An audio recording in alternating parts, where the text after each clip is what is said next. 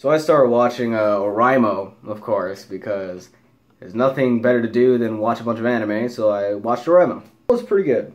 I'm gonna say it was good. And then we got to Oreimo 2, and then we're talking about the ending. So if you don't want spoilers, even though it's 3 years old and I'm very late doing this, as usual, then I guess go. Before I talk about the ending, though, I wanted to talk about a couple other points that I felt that were probably needed to be said. I mean, maybe I just needed to vent about these things. I liked how Kuroneko and Kyosuke started going out, and that was good. And all of a sudden, she just breaks up with him.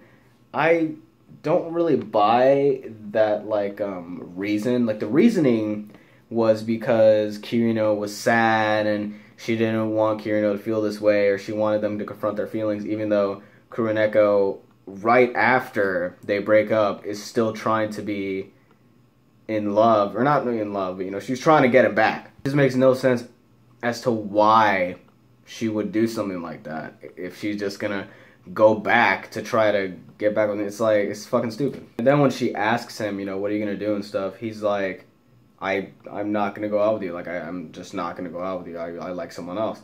And then she starts crying, and it sucks because, I felt bad for her, of course, but it's like, well, none of this would have happened if you kept going out with fucking Kyosuke without thinking about fucking Kirino, who is his little fucking sister, for crying out loud. Point would be how Ayase was pretty fucking good in the kitchen, and then, she confesses his love, and I legit thought that Ayase and Kyosuke had a thing, or they, could have been a thing, and then she straight up confesses to him, and he turns her down too. I'm like, what? It just doesn't make any sense to me as to why he's turning all these girls down for his little sister. I mean, I get that, incest is the premise of this anime, basically. It's like, my little sister can't be this cute, my little sister can't be this fuckable, basically. It just went from harem to, I'm gonna fuck my little sister. I was like, okay. I like how fucking Hulu, Crunchyroll, and maybe Netflix, if Netflix even has it. I mean, maybe Netflix has all the episodes, but for some reason, Hulu and Crunchyroll just straight up stop at episode 13.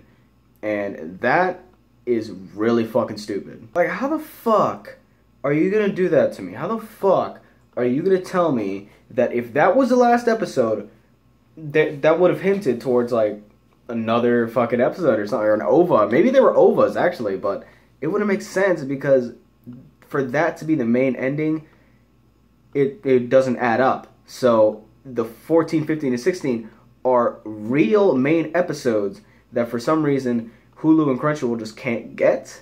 I say this all the time, how many years does it take for you to get the fucking episodes? And, Hulu is just fucking slacking. Crunchyroll, I mean, they slack with some shit. I'd say that Oreimo 1 was a little more enjoyable since we were getting to know the characters, and we just saw Kyosuke just helping his little sister, and it wasn't really like, I want to fuck my little sister. It was more like a, I just want to help my little sister.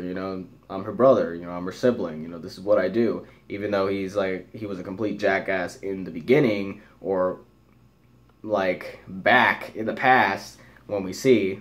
My thoughts on Oreimo 2, though, everything was semi-enjoyable. I mean, we got some good backstory, some good shit happened. I mean, I'd say with the chick, I don't even know her name, Katsura. I think her name's Katsura. The chick who cosplayed as Meruru, that from, the end, that's like the most memorable. In the end, there's never been an anime that I have reviewed on here that I just didn't like. This anime was entertaining. This anime was enjoyable.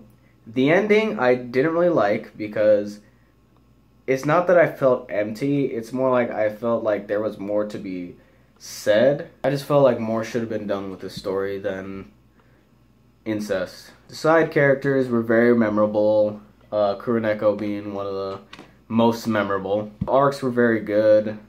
What else? I don't know what else to say. I mean, it was good, and then the ending came, and I was just like, okay, this just went downhill. It's a weird trope with anime, you get good anime that are somewhat pretty good, and they kind of keep getting better, and some of them they get a little down the line, and then once the ending hits, or when it gets to the ending arc, you're just like left thinking, why did I even start watching this?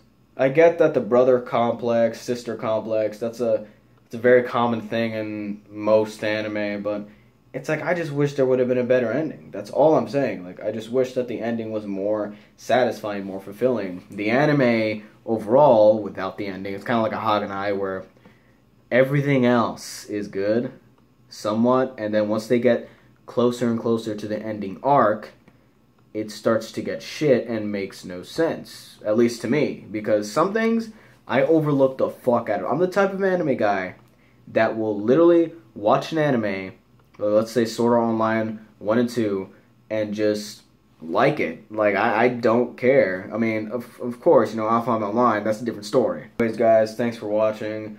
I'm gonna make another video right after this. You guys probably won't see it until like a few days. And I'm also doing the review of Degree in Hallow, which I think it came out today. So, expect a couple more videos, and I will see you guys in the next video.